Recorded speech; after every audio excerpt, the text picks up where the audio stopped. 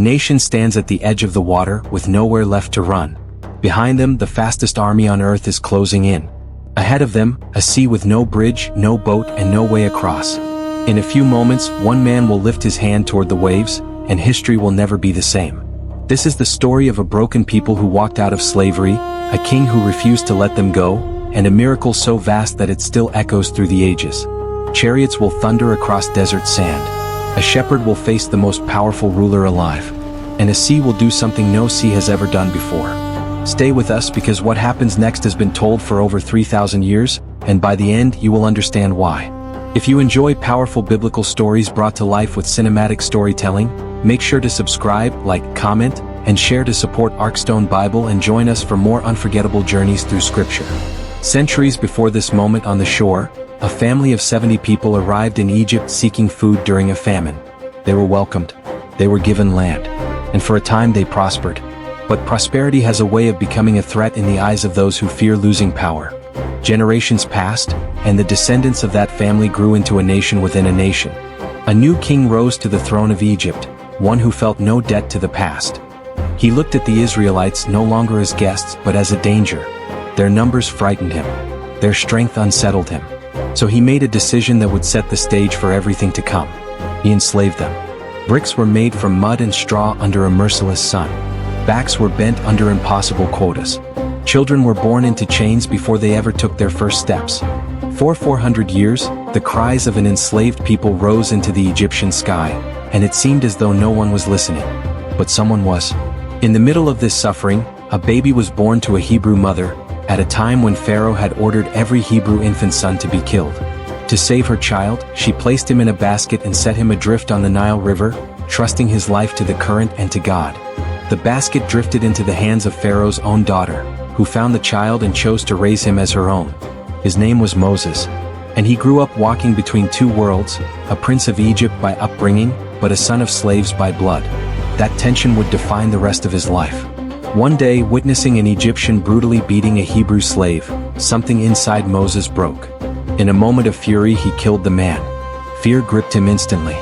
He fled Egypt, leaving behind the palace, the privilege, and the only life he had ever known. For the next 40 years, Moses lived in obscurity in the wilderness of Midian, tending sheep on quiet hillsides. The prince who once walked marble halls now walked dusty trails, seemingly forgotten by the world. But he was not forgotten by God. While tending his flock near Mount Horeb, Moses saw something impossible. A bush was burning, yet it was not consumed by the flames. Curious, he approached, and from within the fire, a voice called his name. It was God, and he had heard the cries of his people. He told Moses that the time had come. Moses was to return to Egypt, stand before Pharaoh, and demand the freedom of the Israelites. Moses hesitated. He doubted himself. He felt unworthy, unqualified, and afraid. But God promised to be with him and gave him the words to speak. With his brother Aaron at his side to help him communicate, Moses turned back toward the very land he had escaped, this time not as a fugitive, but as a messenger of the Almighty. Standing before Pharaoh, Moses delivered a message that shook the throne room. "Let my people go." Pharaoh's answer was immediate and cold. He refused. Not only did he refuse, he increased the suffering of the Israelites, forcing them to gather their own straw while still meeting the same brutal quotas. Pharaoh believed his power was absolute. He was about to discover otherwise. What followed was a confrontation unlike anything Egypt had ever witnessed. One by one, devastating plagues swept across the land. Rivers turned to blood. Frogs overran homes and palaces alike. Swarms of insects tormented man and beast. Livestock perished. Boils covered the skin of the Egyptians. Hail destroyed crops. Locusts devoured what little remained. Darkness fell over the land for 3 days so thick it could be felt. Each time, Pharaoh's resolve cracked. Each time he promised release. And each time, once the suffering paused, his heart hardened again, and he refused to let them go. Then came the final plague, the most devastating of all.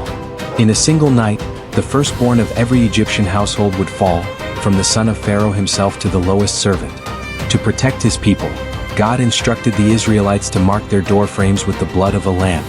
When the judgment passed through the land that night, it would pass over every home marked in faith.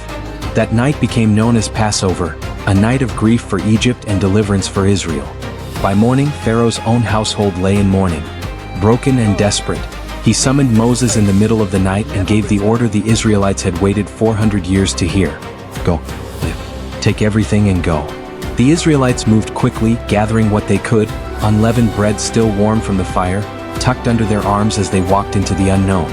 An entire nation, women, children, the elderly, livestock, and belongings, began marching out of Egypt in the middle of the night. Freedom, after centuries of bondage, felt almost unreal.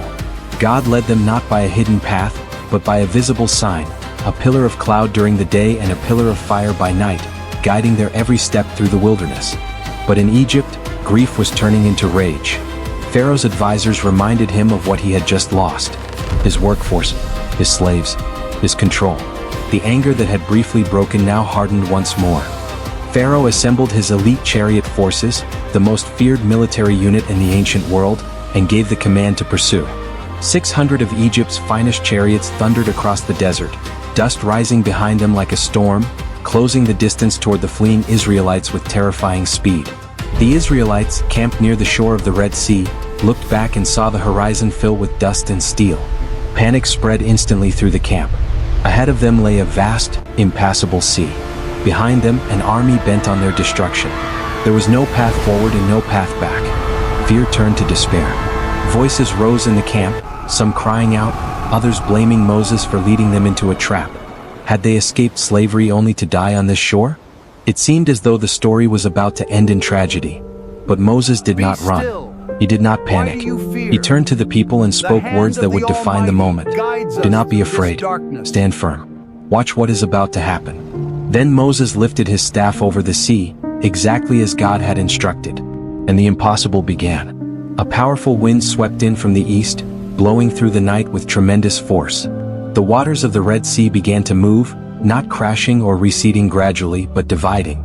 A path opened through the middle of the sea, dry ground appearing where deep water had been only moments before. On either side, the water stood like walls, held back by a force no army or engineer could ever replicate. The Israelites stood frozen for a heartbeat, staring at what should not have been possible. Then, one by one, they stepped forward, walking into the space where the sea itself had made way for them. Families crossed together. Children clutched their parents' hands as walls of water rose beside them. Livestock moved cautiously across the dry seabed. What had been a place of death moments earlier had become a corridor of salvation. Pharaoh's army reached the shore and saw the same path. Confident in their strength, they charged in after the Israelites, chariot wheels rolling onto ground that should never have been dry. But something began to go wrong for them. Their chariot wheels stuck and jammed in the earth. Confusion swept through their ranks. Fear, the very fear the Israelites had felt only hours before, now gripped the Egyptian soldiers instead. They realized, almost too late, that they were not chasing a helpless people. They were standing in the middle of a miracle they did not belong in. By the time the last Israelite reached the far shore, safe on solid ground, the Egyptian army was still trapped between the walls of water. God instructed Moses to stretch out his hand once more. And the sea, which had stood suspended in defiance of nature, began to return. The walls of water collapsed inward with overwhelming force. What had been a path of deliverance for Israel became a place of judgment for Egypt's army. The chariots, the horsemen, the might of Pharaoh's forces, all of it disappeared beneath the returning sea. On the far shore, the Israelites watched in stunned silence as the very army that had enslaved them for generations vanished beneath the waves. The threat that had chased them across the desert was gone, utterly and completely, in a matter of moments. What followed was an outpouring of raw emotion. Songs of praise rose from the shore. Moses and his sister Miriam led the people in worship, celebrating a deliverance so total, so undeniable, that no one could question what they had just witnessed. Slavery was behind them. Death had passed them by. And freedom, real freedom, was finally theirs. This moment did not fade into forgotten history. It became a defining memory for an entire nation, referenced again and again throughout Scripture as the ultimate example of God's power to deliver His people from impossible situations. It shaped their identity, their faith, and their understanding of who God was, a God who hears the cries of the suffering and acts on their behalf, even when the odds seem beyond hope.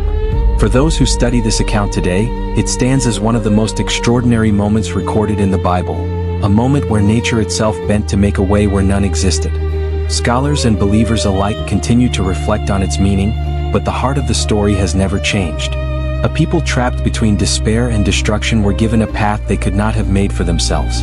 There is something deeply human in this story, something that reaches far beyond ancient Egypt and the shores of the Red Sea.